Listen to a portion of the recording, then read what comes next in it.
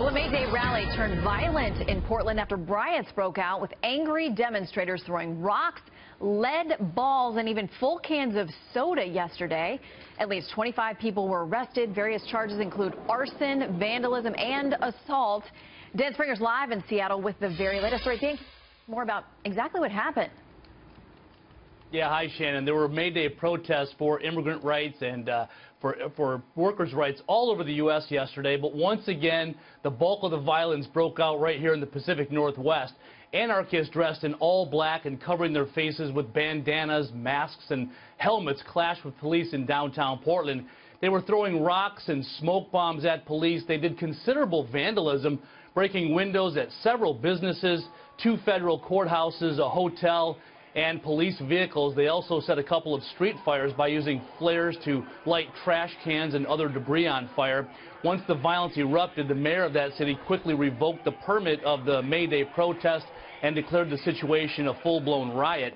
Police arrested 25 people, including 3 juveniles. The criminal charges include disorderly conduct, riot, arson, criminal mischief, theft, and assault. Portland has seen several anti-Trump protests turn violent in recent months, but this was by far the most damage that we've seen in all. There were May Day demonstrations in 41 states with 77 people getting arrested. Shannon?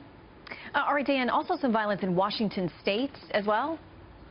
Yeah, and the only surprise is that the mayhem was not in Seattle, which has seen a lot of property destruction and injuries to police over the last several years. Police in Seattle flooded the streets with cops. They've really learned their lesson. They kept a lid on the trouble, but that was not the case an hour down the road in Olympia, where dozens of anarchists fought with police and some local homeless people. They carried sticks, rocks, and shields. 2 officers got hit with flying rocks, but their injuries were thankfully minor. They carried signs like "Become Ungovernable" and "Delete the Port."